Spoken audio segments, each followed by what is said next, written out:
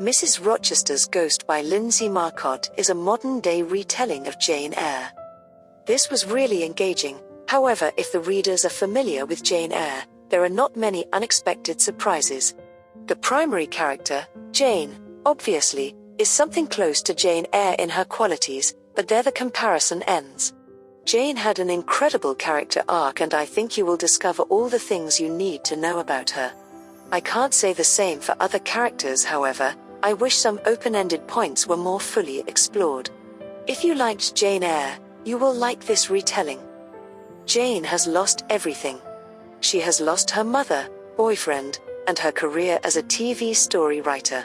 It is in these troubling straits that old friend Otis gets her ready to get across country, take up the work of tutor for a teenager. Doing all this in the isolated coastal estate of a rich man being investigated for killing his better half. Mrs. Rochester's Ghost by Lindsay Marcott had a benefit of being set along the California Central Coast. The author intelligently wove the winning components from the classic into this modern domestic spine chiller. It was done so that there was much for a Jane Eyre fan to recognize and appreciate, while likewise having the chance to enjoy new components to plot and characters. The cast of characters are well crafted, flawed and complex. They have been brought to life flawlessly. The standout character for me was Beatrice, and when the point of view was told from her perspective, these were the parts that I liked the most. Mrs. Rochester's Ghost by Lindsay Marcott was modernized, and with a considerable amount of differences from the original novel. I think was okay for me, since the original is practically unapproachable in my eyes. Readers will enjoy the similar names and parallel circumstances.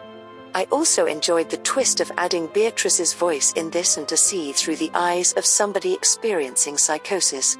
I found this to a lesser extent a thrilling ride, however more a mystery, with the basic whodunit driving the plot.